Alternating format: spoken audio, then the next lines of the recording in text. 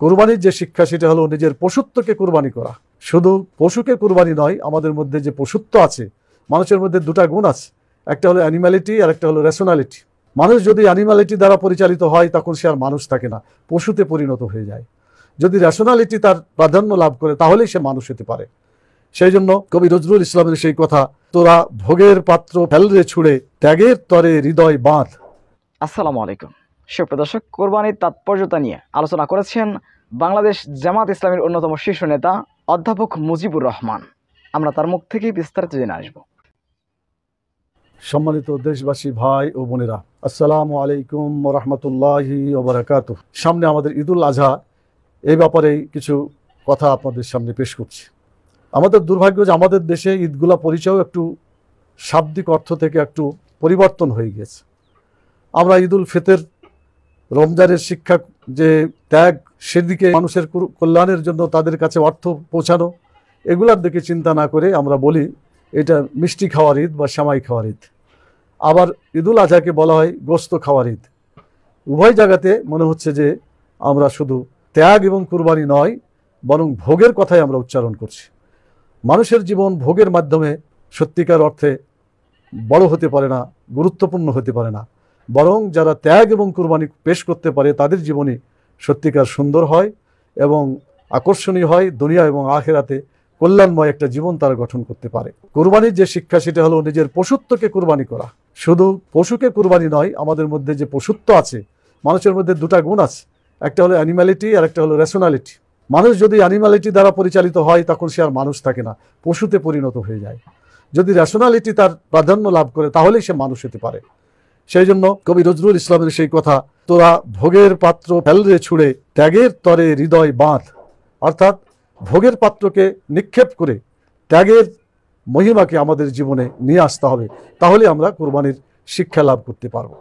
আল্লাহ তাআলা কোরআন মাজিদে সূরা সাফফাতের 107 এবং 108 নম্বর আয়াতে বলছেন, ওয়াফাদাইনাহু বিযিবহিন আজিম ওয়া তারাকনা আলাইহি ফিল আখিরিন। অর্থাৎ আল্লাহ তাআলা সেখানে হযরত ইসমাঈল আলাইহিস সালামের পরিবর্তে একটি বড় দুম্বা কুরবানি করতে দিলেন এবং এই সুন্নাতকে পরবর্তী জেনারেশনের মধ্যে চালু করে দিলেন। কোরআন মাজিদের আয়াত থেকে যেটা বোঝা যায় সেটা হচ্ছে হযরত ইব্রাহিম আলাইহিস সালামকে তার ছেলেকে জবাই করার নির্দেশ দিয়েছিলেন এই কারণে যে আল্লাহর হুকুম বেশি বড় মনে করেন না ছেলের মহব্বতকে বেশি বড় মনে করেন। পরীক্ষায় হযরত ইব্রাহিম আলাইহিস সালাম পাশ করেছিলেন। এর আগেও হযরত ইব্রাহিম আলাইহিস সালাম এমন একজন নবী ছিলেন এবং উলুল আজম, অত্যন্ত বড় মাপের নবী ছিলেন। তার জীবনে অনেক পরীক্ষা হয়েছিল, তিনি আগুনে নিক্ষিপ্ত হয়েছিলেন, তারপরেও তিনি আল্লাহর পথ ছাড়েন নাই। বিভিন্নভাবে তাকে পরীক্ষা করা হয়েছে। শেষে আল্লাহ তাআলা তার পুত্রকে কুরবানি করার যখন নির্দেশ দিলেন, ফালাম্মা আসলামা ওয়া তাল্লাহু লিল জাবিন, যখন দুইজনে সারেন্ডার করলো, জবাই করার জন্য উদ্যত হয়ে গেল, তখনই আল্লাহ তাআলা ডেকে বললেন যে হে ইব্রাহিম, কাদ সাদ্দাকতার রুয়া, তোমার স্বপ্নকে তুমি সত্যে পরিণত করেছো। আল্লাহ তাআলা তার এই কাজটাকে খুবই পছন্দ করলেন। আল্লাহ তাআলা তার সন্তানের পরিবর্তে একটা দুম্বা দিয়ে কুরবানির ইতিহাসকে প্রচলন করলেন, যেটা আজ পর্যন্ত আমাদের মাঝে আছে। প্রিয় ভাই এবং বোনেরা, এই কুরবানির গোশতকে আমাদের শরীরে যতটুকু রক্ত হবে, যে শক্তি হবে, এটা আল্লাহর আইনের জন্য ব্যয় করতে হবে। এটাই হচ্ছে কুরবানির শিক্ষা। শুধু ভোগ করে আমরা জীবনকে শেষ করে দিই, তাহলে কুরবানির শিক্ষা পালিত হবে না। আমাদের মাঝে এরকম লোক তৈরি হতে হবে যারা হযরত ইব্রাহিম আলাইহিস সালামের মতো আল্লাহর হুকুম পালন করার জন্য নিজের পুত্রকে জবাই করতে পারে। হযরত ইসমাঈলের মতো এমন সন্তান হতে হবে জীবনকে আল্লাহর পথে বিলিয়ে দেওয়ার জন্য তার পিতাকে বলতে পারে যে আমাকে ধৈর্যশীল পাবেন, আপনি দেরি করেন না, আপনি জবাইয়ের কাজ শুরু করে দেন। হযরত হাজেরা আলাইহিস সালামের মতো মহিলা দরকার যারা তার সন্তানকে আল্লাহর পথে কুরবানি দেওয়ার জন্য পাঠিয়ে দিতে পারে এবং শয়তানকে পাথর মেরে তার ষড়যন্ত্র থেকে নিজেকে রক্ষা করার ইতিহাস সৃষ্টি করতে পারে। আজকে কুরবানির শিক্ষা গ্রহণ করে এমন অবস্থা সৃষ্টি করতে হবে যে আমরাও আল্লাহর আইনকে চালু করার জন্য আমরা আমাদের ছেলের মহব্বত, পরিবারের মহব্বত, ধন সম্পদের মহব্বত, আমাদের ভোগের মোহকে বাদ দিয়ে ত্যাগ এবং কুরবানির মাধ্যমে যদি আমরা এগিয়ে যেতে পারি, তাহলেই আজকে কুরবানির শিক্ষা সত্যিকারভাবে আমাদের জীবনে কার্যকারী করতে পারবো। সূরা মুমতাহিনার 4 থেকে 6 নম্বর আয়াতে আল্লাহ তাআলা বলেছেন যে যারা আল্লাহকে ভয় করে, যারা আখিরাতকে ভয় করে, তাদের জন্য ইব্রাহিম আলাইহিস সালাম এবং তার অনুসারীদের মধ্যে উত্তম আদর্শ নিহিত রয়েছে। হযরত ইব্রাহিম আলাইহিস সালামের জীবনী থেকে আমাদের শিক্ষা নিতে হবে, যে শিক্ষা নিয়ে তিনি সারা জীবন পরীক্ষা দিয়েছেন আল্লাহর, এবং সেই পরীক্ষায় উত্তীর্ণ হয়েছেন। আল্লাহ তাআলা তাকে বিশ্ব নেতৃত্ব দিয়েছেন।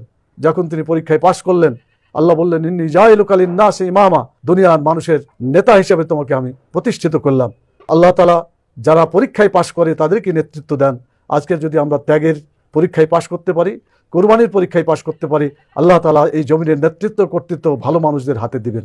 সেই জন্য যারা বাংলাদেশে কোরআন সুন্নাহর আইন প্রতিষ্ঠা করতে চান, যারা এই দেশের জনমানুষের কল্যাণ করতে চান, অসহায় গরিব মানুষের পাশে দাঁড়াতে চান, তাদের সমাজ কল্যাণমূলক কাজে এগিয়ে আসতে চান, আজকে তাদেরকে এই কুরবানির চেতনা নিয়ে এগিয়ে যেতে হবে।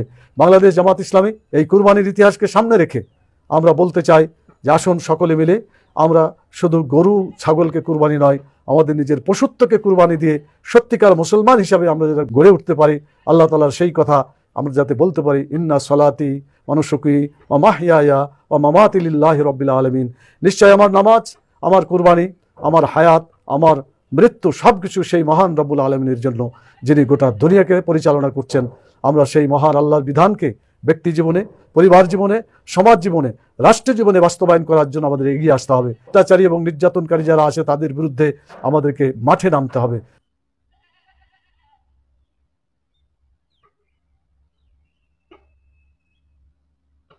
জামাত নেতার এই আলোচনাটি আপনারা কীভাবে দেখছেন, আপনাদের কাছে কেমন লেগেছে, কীভাবে মূল্যায়ন করছেন, অবশ্যই আপনাদের মূল্যবান মন্তব্য কমেন্ট বক্সে জানাবেন। সবসময় সত্য নির্ভেজাল তথ্য পেতে আমাদের চ্যানেলটি সাবস্ক্রাইব করে আমাদের সাথে থাকুন।